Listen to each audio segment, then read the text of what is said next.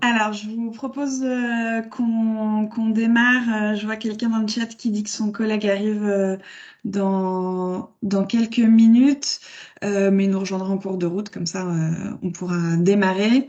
Je suis donc Alice Bouvier-d'Ivoire, animatrice de réseau à Chantier École Île-de-France, et je co-anime ce webinaire avec Élise Huguenot, qui vient de réussir à se connecter. Bonjour Élise. Merci à toutes et à tous. Normalement, vous voyez le webinaire, la présentation PowerPoint qui s'affiche sur vos écrans. S'il y a un petit problème technique, n'hésitez pas à le dire dans le chat. On vous propose que pendant tout le temps du webinaire, vous puissiez garder vos micros coupés, mais n'hésitez pas à contribuer au fur et à mesure directement dans le chat, posez vos questions, puis on essaiera de les prendre soit au fur et à mesure, soit à la fin en fonction des questions. Ok. Aujourd'hui, on est sur un webinaire qui s'intitule Binôme encadrant technique et accompagnateur socio-professionnel au cœur de la qualité des parcours d'insertion. C'est un webinaire qui durera une demi-heure à 45 minutes en fonction de vos contributions. On va aborder différents points. D'abord, vous donner quelques éléments de contexte pour resituer ce webinaire dans le cadre du projet qui nous a animés ces dernières années au sein du réseau Chantier École. Ensuite, on fera un point pour définir ensemble ce que c'est la qualité de vie au travail et partir avec des informations communes sur cette notion.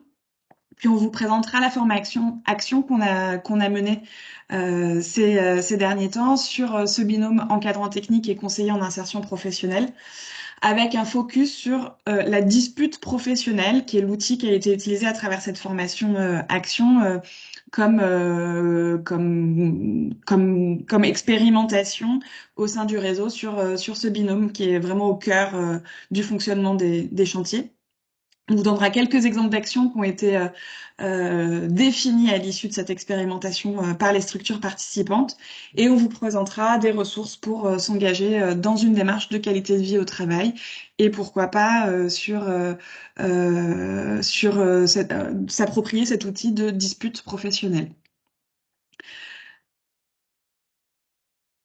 Alors, j'ai juste une petite question ici.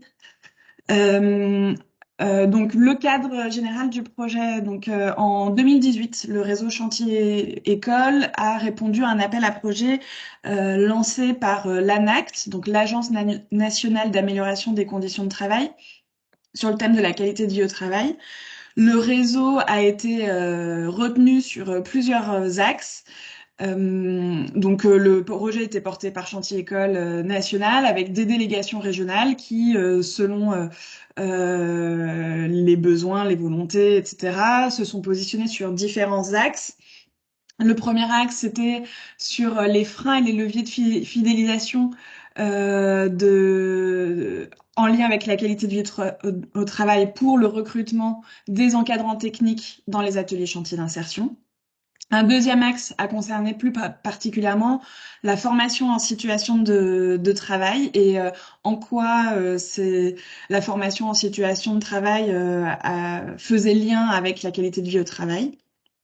Et ensuite, un troisième axe auquel le réseau Chantier École Île-de-France et Provence-Alpes-Côte d'Azur ont plus particulièrement travaillé sur ce binôme encadrant technique et conseiller en insertion professionnelle qui nous intéresse plus particulièrement aujourd'hui. Donc on est sur ce point-là plus particulièrement. Pourquoi le binôme CIP encadrant technique? C'est vraiment une spécificité des structures d'insertion par l'activité économique et des ateliers chantiers d'insertion, de s'appuyer sur ces deux fonctions professionnelles très importantes. Et c'est parti d'un constat de se dire que quand ce binôme fonctionne bien, c'est un facteur de réussite et d'amélioration du fonctionnement et des parcours d'insertion des salariés recrutés dans les chantiers d'insertion. Euh, donc, on va prendre une petite loupe et on va dézoomer pour essayer d'abord de définir qu'est-ce que c'est la qualité de vie au travail. Donc, la qualité de vie au travail, c'est une notion qui est souvent un peu dévoyée, un peu minorée, avec cette vision très américano-centrée d'améliorer, d'installer des baby-foot, trois plantes vertes, et on va se dire que la qualité de vie au travail est meilleure. Pour autant, c'est pas du tout sous cet angle-là qu'on a pris la qualité de vie au travail. Non, c'est plutôt celle au sens utilisé par les spécialistes de l'analyse du travail et portée par l'Agence nationale de l'amélioration des conditions de travail et telle qu'elle est inscrite dans le droit français. C'est ça qui nous a soutenus. Cette notion, elle englobe des thèmes fondamentaux qui vont de l'intégrité physique, l'intégrité psychique, le développement du dialogue social et l'équilibre entre vie professionnelle et vie personnelle. Donc historiquement, on a d'abord dans les organisations travaillé sur la prévention des risques physiques, puis dans les années 70-80, on s'est de plus en plus intéressé à la notion de risques psychosociaux. Et à la fin du XXe siècle, c'est plutôt la notion de qualité de vie au travail qui est beaucoup plus globale, qui a pris le pas enfin, qui a englobé ces différents aspects de la prévention des risques et qui est venu apporter une grille de compréhension des organisations. L'idée, c'est vraiment d'avoir une approche globale et de voir en quoi le fonctionnement des organisations est un levier d'amélioration de la qualité de vie au travail. Ça s'est concrétisé en juin 2013 par un accord national interprofessionnel sur l'égalité professionnelle et la qualité de vie au travail. Cet accord national interprofessionnel, ANI, définit la qualité de vie au travail le regroupe et regroupe sous un même intitulé des actions. Donc c'est vraiment concret qui permettent de concilier à la fois l'amélioration des conditions de travail pour les salariés et la performance globale des entreprises. Donc il y a vraiment les deux enjeux qui vont être pris en compte. Ça va renvoyer à des éléments multiples qui sont relatifs en partie à chacun des salariés individuellement, mais également étroitement liés à des objectifs qui structurent l'entreprise. Et dans l'ANI, on conçoit la qualité de vie au travail comme un sentiment de bien-être au travail, perçu collectivement et individuellement. Et ça englobe des choses très diverses comme l'ambiance, la culture de l'entreprise, l'intérêt du travail, les conditions de travail, le sentiment d'implication, le degré d'autonomie et de responsabilisation, l'égalité, le droit à l'erreur, la reconnaissance et la valorisation du travail effectué. Donc, vous voyez, ça peut vraiment être très large. Et donc cet accord interprofessionnel, il parlait de qualité de vie au travail, c'est cette notion qui est rentrée dans le code du travail. Mais sachez pour la petite actualité de 2022 que depuis le 31 mars, on ne parle plus dans le droit français de QVT, qualité de vie au travail, mais de QVCT, qualité de vie et des conditions de travail. Et en fait, rajouter ce C, la question des conditions de travail, ça permet vraiment de remettre au centre un aspect qui pouvait être un peu oublié parfois par certains acteurs, celle des conditions de travail. Et donc aujourd'hui, donc l'aspect central, c'est le travail, les conditions de travail et la possibilité que les conditions de travail ouvrent ou non de faire du bon travail dans une bonne ambiance. Et c'est intéressant de parler de bon travail dans une bonne ambiance parce que effectivement la qualité du travail elle-même est un facteur de qualité de vie au travail. Euh, donc pour aller plus loin, euh, j'avance dans le PowerPoint, pardon. L'Agence nationale d'amélioration des conditions de travail a donné cette grille de lecture que vous voyez normalement s'afficher sur vos écrans qui permet d'explorer les différentes facettes de la qualité de vie au travail. Et donc, c'est ce qu'on appelle les pétales de la qualité de vie au travail ou la fleur de la QVT. Ces 6 aspects, ils vont permettre de couvrir différents champs. Et quand on va parler de qualité de vie au travail, on peut soit répondre à tous ces aspects de manière très globale et cohérente, mais on peut aussi faire un zoom sur l'un ou l'autre de ces pétales. Donc, alors c'est pas hiérarchique, hein, il n'y a pas un ordre, mais dans ces pétales, on va pouvoir parler de relations au travail, de climat social, donc tout ce qui va concerner le dialogue, les espaces de discussion, etc. Il y a la question du contenu du travail, comment on le fait, qu'est-ce qu'un bon travail, est-ce que les consignes sont claires. L'aspect historique de la santé au travail, la prévention des risques physiques et psychosociaux, qui est fondamental dans la qualité de vie au travail. Un sujet qui est souvent traité dans les chantiers d'insertion, c'est la question des compétences et des parcours professionnels, puisque dans la qualité de vie au travail, la possibilité d'évolution professionnelle et d'épanouissement à travers l'acquisition des compétences est aussi un levier d'amélioration de la qualité de vie au travail. Un 5e point est celui de l'égalité professionnelle.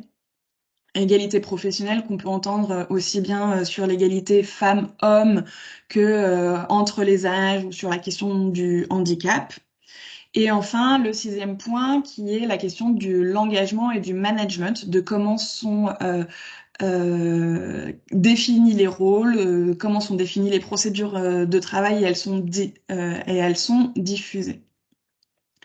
Donc, à travers le projet qu'on a mené là sur le binôme encadrant technique et conseiller en insertion professionnelle, c'est sur les 2 premières pétales que j'ai évoquées que la lumière a été plus particulièrement faite, c'est-à-dire la confrontation entre la relation de travail entre les encadrants techniques et les CIP et leur vision et leur manière de traiter le contenu du travail, puisque selon sa fonction, on n'a pas forcément la même vision de ce que c'est un travail bien fait, on n'a pas forcément les mêmes objectifs. Euh, pour euh, pour finir cette introduction sur ce que c'est la qualité de vie au travail, on voulait vous introduire la définition de ce que c'est une démarche qualité de vie au travail. Une démarche qualité de vie au travail, c'est le fait pour une organisation de consciemment mettre en place des outils pour améliorer la qualité de vie au travail. Et typiquement, ça va se faire en trois principaux temps. D'abord, l'élaboration d'un diagnostic sur des thématiques propres à la qualité de vie au travail, donc un ou plusieurs de ces sujets. Ensuite, la mise en place d'un plan d'action de prévention. Donc plan d'action, ça veut dire définir des objectifs et des moyens pour les atteindre. Et ces actions de prévention, elles vont être à un niveau primaire, secondaire ou tertiaire. Tertiaire, c'est réagir après la survenue d'un problème pour traiter une situation enfin dans un cas d'urgence ou dans une situation grave ou dégradée. La prévention secondaire, ça va être aider les salariés à développer les outils dont ils peuvent avoir besoin pour réagir au moment des situations. Typiquement, former une partie de son équipe à la prévention, enfin à la gestion du stress, par exemple. C'est les outils, mais à aucun moment ça va venir éviter la survenue de la situation de stress. Et la prévention primaire, elle vient en amont de tout ça. Elle va s'attaquer aux causes organisationnelles dans les structures. Il s'agit d'une démarche collective. Et ça va permettre en amont d'anticiper les problèmes pour éviter leur survenue. Et donc, dans ce qu'on a travaillé dans cette expérimentation, on est vraiment allé aider les structures participantes pour qu'elles puissent réfléchir à des outils organisationnels pour prévenir les risques et améliorer la qualité de vie au travail. Et pour conclure enfin cette introduction qui est peut-être un petit peu longue mais qui est nécessaire, c'est pourquoi faire de la qualité de vie au travail dans les structures d'insertion par l'activité économique? Bah, il peut y avoir plusieurs raisons. Ça peut être pour développer l'attractivité, l'engagement, la cohésion d'équipe, la motivation professionnelle, aussi bien auprès des salariés permanents que des salariés en parcours. Ça va être de manière très classique pour prévenir les risques professionnels et protéger la santé physique et mentale des équipes, qu'il ne faut pas oublier cette dernière. Ça peut être pour diminuer l'absentéisme et le turnover.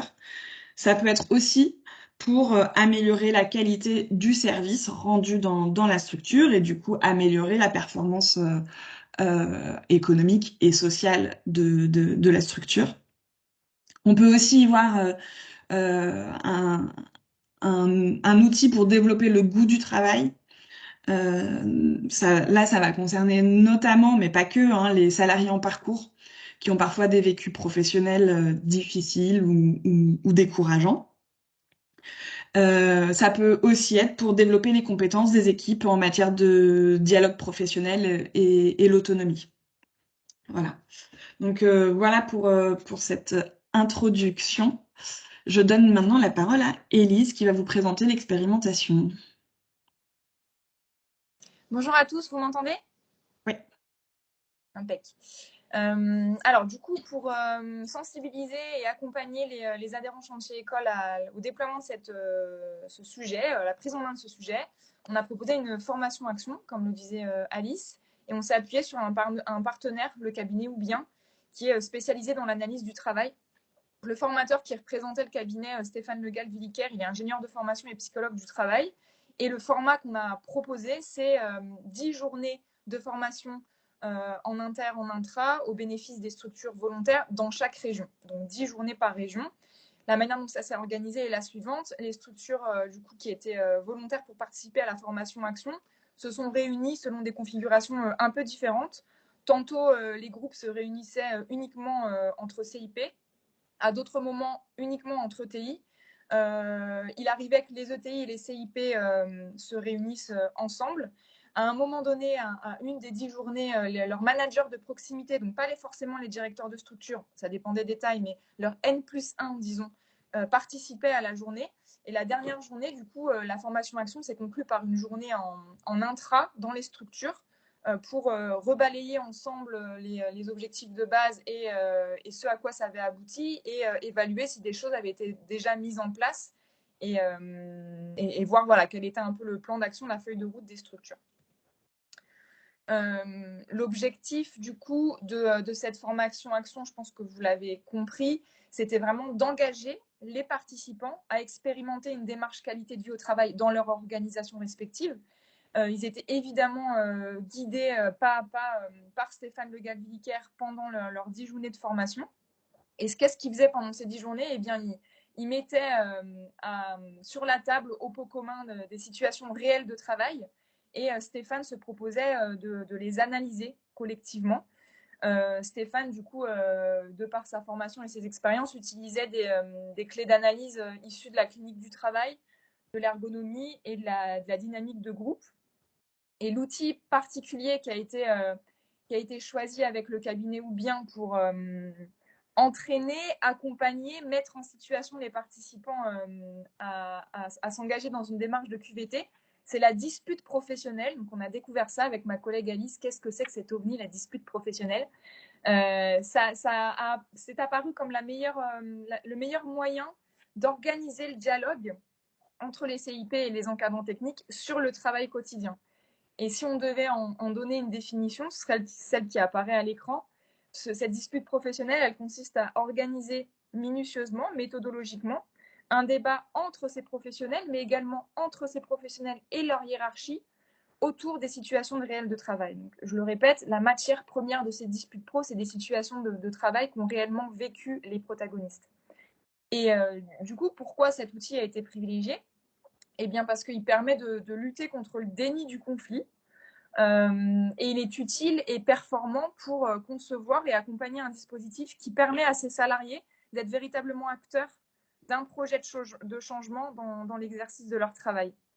Puisque le parti pris, enfin le constat de départ, c'est de voir que quand le dialogue est rompu entre ces deux types de professionnels, vu que c'est ceux-là qui nous intéressent, le ou la CIP et le ou la encadrant, si ce dialogue ne peut pas s'établir, s'il est rompu, leur santé risque d'être mise en péril, clairement, et la qualité de leur travail risque d'être remise en cause.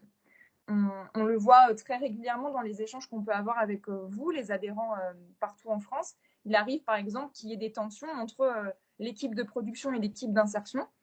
Du coup, autour d'un salarié en insertion qui bosse avec l'encadrant technique en situation de production, eh bien, il peut y avoir des objectifs divergents ou en tout cas des conflits autour de bon, bah voilà, ce salarié en insertion, il part en période d'immersion.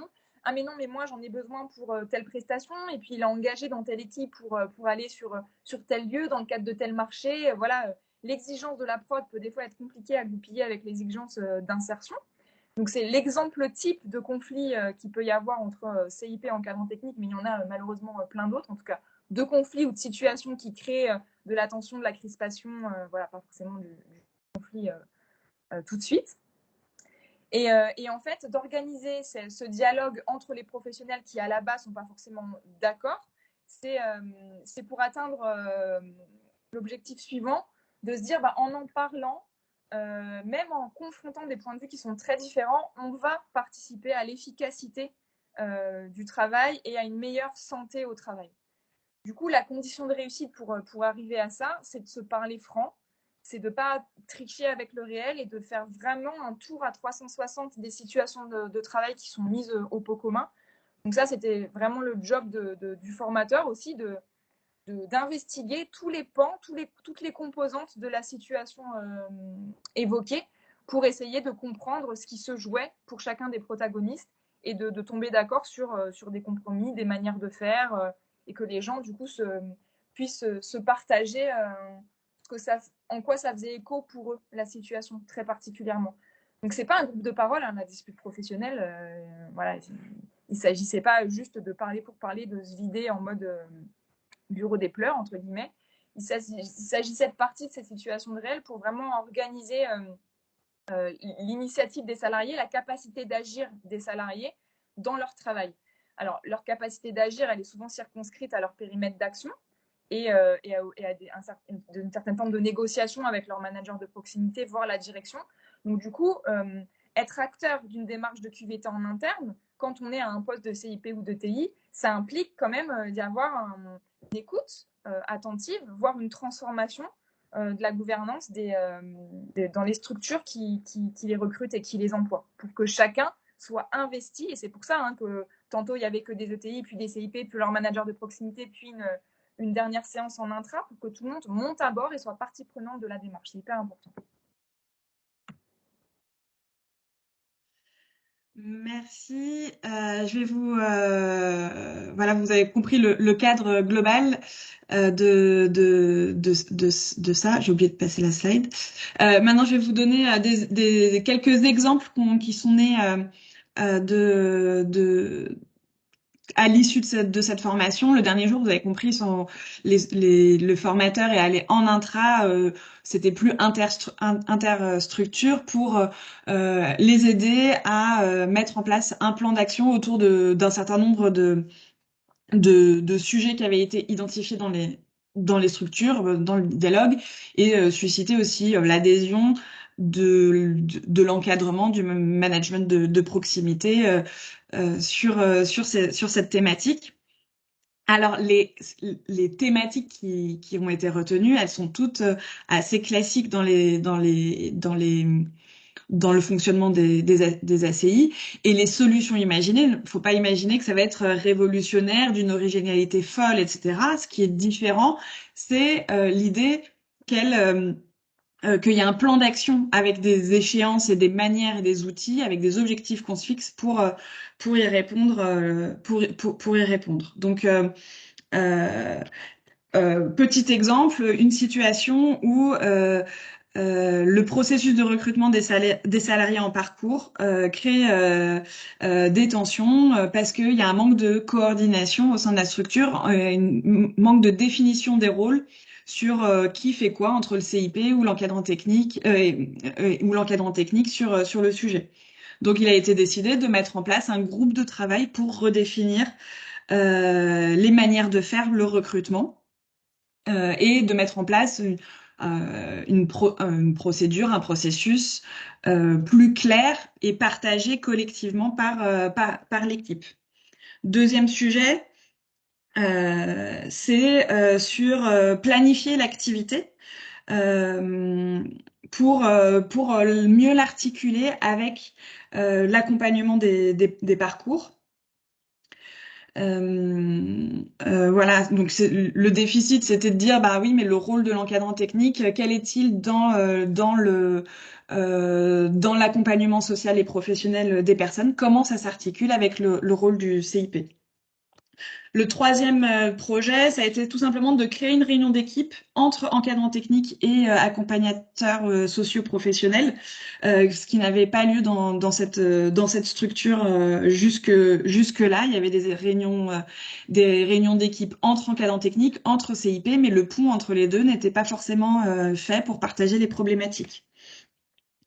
Un quatrième projet, ça a été sur comment assurer le remplacement des équipes en cas d'absence. Il y avait pas, c'était pas les rôles étaient pas forcément suffisamment clarifiés, ce qui générait des tensions en cas d'absence dans une équipe. Donc une nouvelle organisation dans le remplacement des équipes a été proposée avec un plan d'action pour mettre en place ça. Et enfin, dernier exemple qu'on vous propose ici, c'est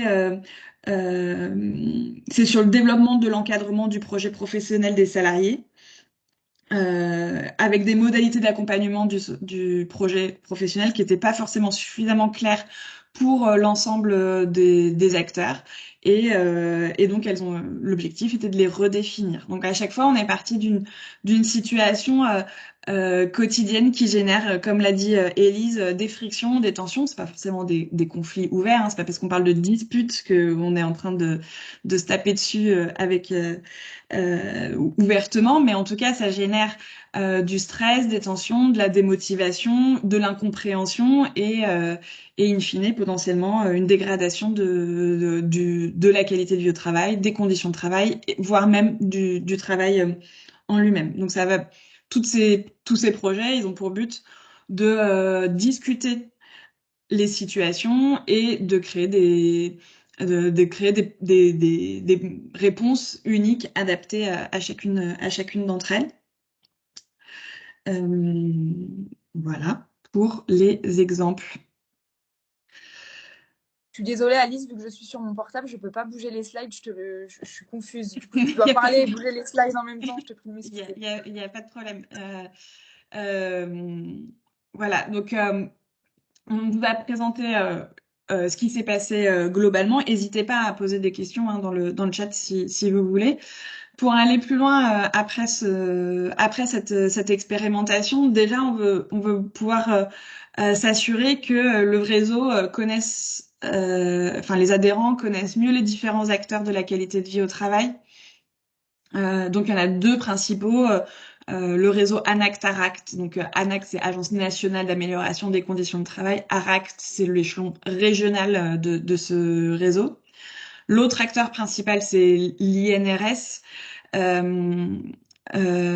qui travaille sur les risques plus globalement. On vous présente bien sûr notre partenaire, le cabinet d'analyse du travail ou bien. Sachez également que depuis peu, il y a sur Internet un annuaire de la qualité de vie au travail qui va vous permettre de trouver, si vous avez besoin d'interlocuteurs pour travailler ces questions au sein de vos structures, une liste conséquente et qui est toujours en construction. Il y a des nouveaux acteurs régulièrement qui s'inscrivent sur cet annuaire, qui va vous permettre de trouver des interlocuteurs plus localisés, puisque ou bien ils sont basés en Île-de-France. On le sait que c'est pas forcément évident pour eux d'intervenir partout. Donc voilà, déjà connaître ces acteurs, c'est important de les connaître parce qu'ils sont à la fois ils vont vous proposer des ressources techniques, mais aussi des ressources humaines. Se faire accompagner sur la qualité de vie au travail, ça permet d'aller plus loin et de mettre en place des organisations pérennes à ces sujets. Un des facteurs de réussite d'une démarche d'amélioration des conditions de travail, c'est de se former en amont pour pouvoir engager la structure, ses encadrants, ses dirigeants sur ces thématiques-là et au besoin de se faire accompagner sur des thématiques précises pour pouvoir avancer les sujets. Ensuite, une des dernières à travers ce projet, au-delà de l'expérimentation en elle-même, hein, qui a impliqué différentes structures en Île-de-France et en PACA, on a, en lien aussi avec le cabinet ou bien, on a développé différentes fiches techniques qui seront prochainement disponibles sur le centre de ressources de Chantier École. Et ces fiches techniques, elles viennent déjà récapituler qu'est-ce que c'est une démarche de qualité de vie au travail, la liste des ressources pour agir, qui est bien plus détaillée que celle qu'on vous présente là dans le webinaire. Une fiche sur les facteurs de réussite et les points de vigilance à avoir quand on se lance dans une démarche de qualité de vie au travail. Et enfin, une fiche technique sur qu'est-ce que c'est la dispute professionnelle, telle que Élise vient de vous la présenter. Voilà. Et pour conclure, je vous ai dit en démarrage que ce webinaire s'inscrivait dans un projet plus global avec différents axes. On est vraiment dans la dernière ligne droite de ce projet qui a rencontré quelques difficultés de lancement et de mise en œuvre, notamment à cause du contexte 2019, 2020, 2021 lié au Covid. On a déjà donc fait 3 webinaires sur la thématique des actions de formation en situation de travail et le lien avec la QVT. Le replay sera disponible sur le centre de ressources. Là, on est sur le webinaire du 1er décembre qui est affiché. Et il en reste un. On vous invite à vous inscrire. D'ailleurs, Elise, si tu arrives à mettre le lien, du coup, ça serait vraiment bien. Je sais pas si tu vas y arriver avec ton téléphone, mais donc c'est jeudi prochain, le 8 décembre. C'est un retour d'expérience sur la préparation opérationnelle à l'emploi collectif comme levier de recrutement des encadrants techniques. Donc là, aujourd'hui, on a travaillé sur le binôme encadrant technique CIP. Le prochain webinaire, c'est vraiment sur la fonction encadrant technique, on part du constat que c'est une des fonctions les plus compliquées à recruter et fidéliser dans les chantiers d'insertion. Voilà, je vois apparaître le lien d'inscription sur ce dernier webinaire, donc n'hésitez pas à vous y inscrire tout de suite. Ça dure 1 heure avec des témoignages, etc. Et c'est la semaine prochaine.